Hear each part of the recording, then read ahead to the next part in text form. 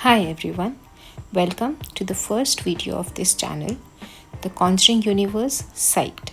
आज हम लोग Conjuring Universe जो हॉरर मूवी फ्रेंचाइज है उसके पीछे के साइकोलॉजिकल कंसेप्ट्स या सिमिलैरिटीज़ या फिर पैरेलल्स को एनालाइज करेंगे। हो सकता है हमको कुछ ज़्यादा समझ में आए। पहली चीज़ जो मैंने सिमिलर देखी है, हम साइकोलॉजी में एक कॉन्सेप्ट है जिसको हम बोलते हैं name it to tame it, और सिमिलरली हमारे हॉरर मूवी में ये बोला जाता है name the demon to exercise it. इसका मतलब ये है कि उस डीमन को हराने के लिए उसका नाम जानना ज़रूरी है। सेम चीज़ हम साइकोलॉजी में भी बोलते हैं। उस फीलिंग्स को, उन इमोशंस को डील करने के लिए हमको उनका नाम जानना ज़रूरी है। एक बहुत बड़ी सिमिलैरिटी है हॉरर यूनिवर्स और साइकोलॉजी के बीच में।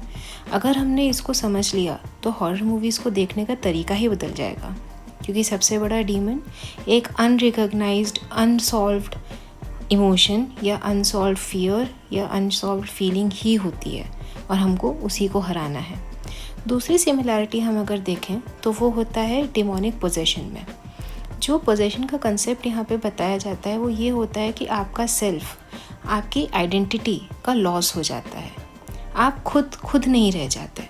और वही सेम चीज़ हम देखते हैं जब हम किसी मेंटल हेल्थ इलनेस से गुजर रहे होते हैं। हमारी खुद की आइडेंटिटी कई बार ख़त्म हो जाती है। कई सारे केसेस में, PTSD के केसेस में, ट्रॉमा के केसेस में हमने ये चीज़ देखी है। हमारी खुद की आइडेंटिटी खो जाती है, और पोजेशन इससे बहुत ज़्यादा सिमिलर है। अब पोजेशन के लिए हमको क्या करना है?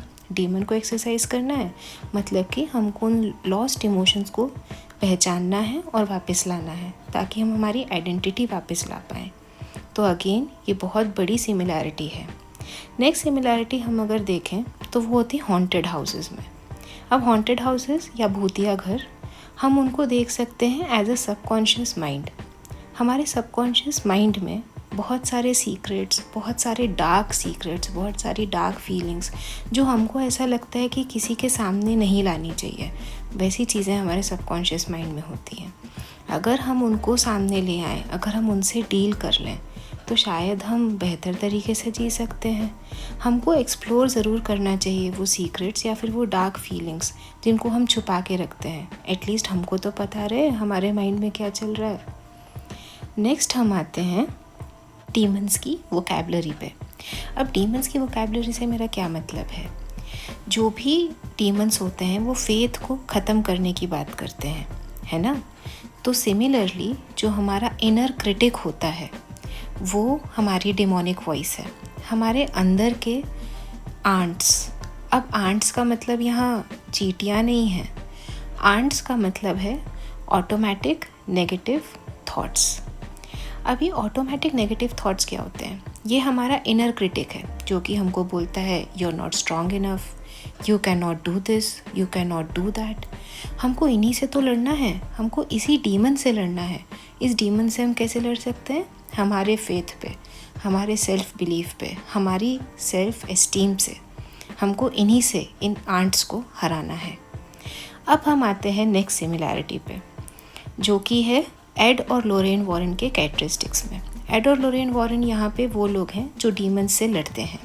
अगर हम लोरेन वॉरेन की बात करें, वो हमेशा इंट्यूशन पे काम करती थी, और अगर हम एड की बात करें, वो हमेशा एविडेंस और लॉजिक के हिसाब से काम करते थे। अगर हम इन दोनों को जोड़ दें तो क्या बनता है? रिफ्लेक्टिव स्किल्स और साथ साथ में कॉग्निटिव स्किल्स। ये दोनों अगर हमारे साथ हैं तो हमारा सेल्फ इम्प्रूवमेंट बहुत अच्छी तरीके से हो सकता है। हमको रिफ्लेक्शन भी करना है, हमको अपने बारे, हमको इंट्रोस्पेक्शन भी करना है, हमको सोचना भी है, इंट्यूशन पे भी ध्यान देना है, साथ साथ में हमको एविडेंस और लॉजिक पे भी ध्यान देना है, हमको हमारी कॉग्निटिव स्किल्स भी बढ़ानी है। अगर ये दोनों चीज़ें साथ में चलेंगी, मतलब कि दिल और दिमाग साथ में चलेगा, तो हम अपने आप को बहुत अच्छी तरीके से इम्प्रूव कर सकते हैं।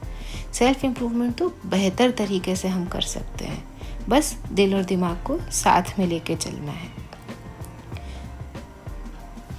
अब आते हैं मेरे फाइनल ऑब्जर्वेशन पे, क्योंकि ये सारे मेरे ऑब्जर्वेशंस ही हैं। मेरा फाइनल ऑब्जर्वेशन ये है कि जितने भी मूवीज़ बने हैं सारी मूवीज़ में, चाहे वो एनाबेल हो, नन हो, कॉन्जरिंग हो, हम सेम इमोशंस देखते हैं, सेम इमोशनल फियर्स देखते हैं, क्योंकि हॉरर जो होता है वो हमारे कलेक्टिव फियर्स को ही मिरर करता है। Fear of losing control, fear of grief, fear of guilt, fear of abandonment, ये सारी चीज़ें ये सारी मूवीज़ में होती हैं। तो कहीं ना कहीं साइकोलॉजिकल इम्पैक्ट इन मूवीज़ का इसीलिए ज़्यादा होता है, क्योंकि हमारे जो सबसे बड़े फियर्स होते हैं, सबसे बड़े नेगेटिव थॉट्स जिनसे हम डरते हैं, उन्हीं को घुमा फिरा के हॉरर मूवीज़ में दिखाया जाता है। तो इसीलिए ये बहुत बड़ा कनेक्शन मुझे दिखता है हॉरर मूवीज़ या हॉरर जॉनर में और हमारे साइकोलॉजिकल कंसेप्ट्स में। तो आज हमने देखा कि कितने सारे पैरेलल्स थे कॉन्जरिंग यूनिवर्स में और साइकोलॉजिकल कंसेप्ट्स में। फाइनली हम इस चीज़ को समझ सकते हैं कि डीमन जो है वो कोई डेविल नहीं है, या वो कोई डिसइल्यूजन या कोई डिसगाइज्ड इंसान नहीं है। जो हमारा एक्चुअल डीमन है वो है कोई एक डिसओन्ड इमोशन या एक डिसओन्ड फीलिंग जिसको हम अपनाना नहीं चाह रहे। पहले हमको खुद को एक्सेप्ट करना पड़ेगा, हमको खुद के इमोशंस फीलिंग्स को फेस करना पड़ेगा, तभी तो हम बाकी दुनिया को फेस कर सकते हैं। अगर आपको ये चीज़ें समझ में आई हों तो सब्सक्राइब ज़रूर करिएगा और मुझे कमेंट्स में ज़रूर बताइएगा कि आपका कौन सा घोस्ट है पास्ट का जिसको अब आप फेस करना चाहते हैं। आगे के लिए बने रहिए। Keep liking, keep sharing and keep subscribing. Good bye.